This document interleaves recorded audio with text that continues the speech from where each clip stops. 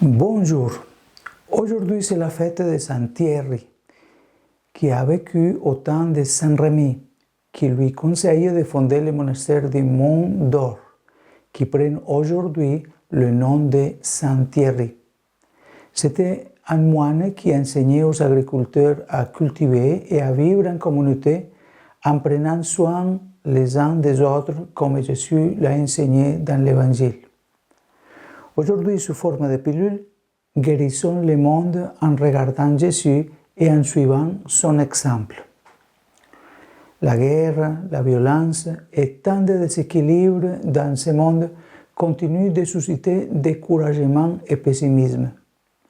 Un grand nombre de personnes et de familles vivent une période d'incertitude à cause des problèmes socio-économiques qui frappent en particulier les plus pauvres. C'est pourquoi nous devons garder notre regard solidement fixé sur Jésus et avec cette foi embrasser l'espérance du royaume de Dieu que Jésus lui-même nous apporte, un royaume de guérison et de salut qui est déjà présent parmi nous, un royaume de justice et de paix qui se manifeste à travers des œuvres de charité qui, à leur tour, accroissent l'espérance et renforcent la foi. Dans la tradition chrétienne, foi, espérance et charité sont bien davantage que des sentiments ou des attitudes. Ce sont des vertus qui nous sont communiquées par la grâce de l'Esprit Saint, des dons qui nous guérissent et qui nous rendent guérisseurs, des dons qui nous ouvrent à des horizons nouveaux même quand nous naviguons dans les eaux difficiles de notre temps. Une nouvelle rencontre avec l'Évangile de la foi, de l'espérance et de l'amour nous invite à assumer un esprit créatif et renouvelé. De cette manière, nous serons en mesure de transformer les racines de nos maladies physiques, spirituelles et sociales. Nous pourrons guérir en profondeur les structures injustes et les pratiques destructrices qui nous séparent les uns des autres, menaçant la famille humaine et notre planète. Le ministère de Jésus offre de nombreux exemples de guérison.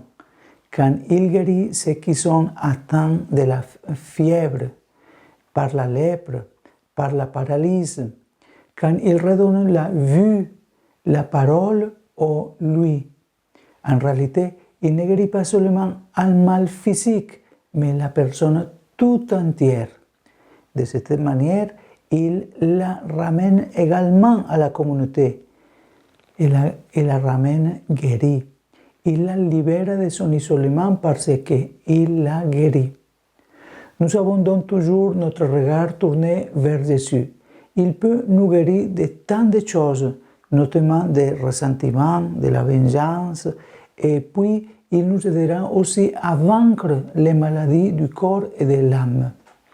Mais surtout, regardons vraiment vers Jésus et intercédons pour ce monde qui a tant besoin de notre prière pour surmonter tant de difficultés qui sont les moyens par lesquels le mal cherche à nous vaincre. Cependant, avec Jésus dans nos cœurs, nous pourrons avancer et protéger ce monde par sa grâce bénie.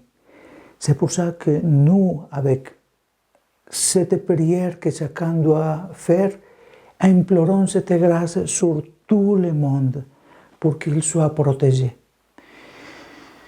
Que Dieu vous bénisse et vous protège au nom du Père et du Fils et du Saint-Esprit.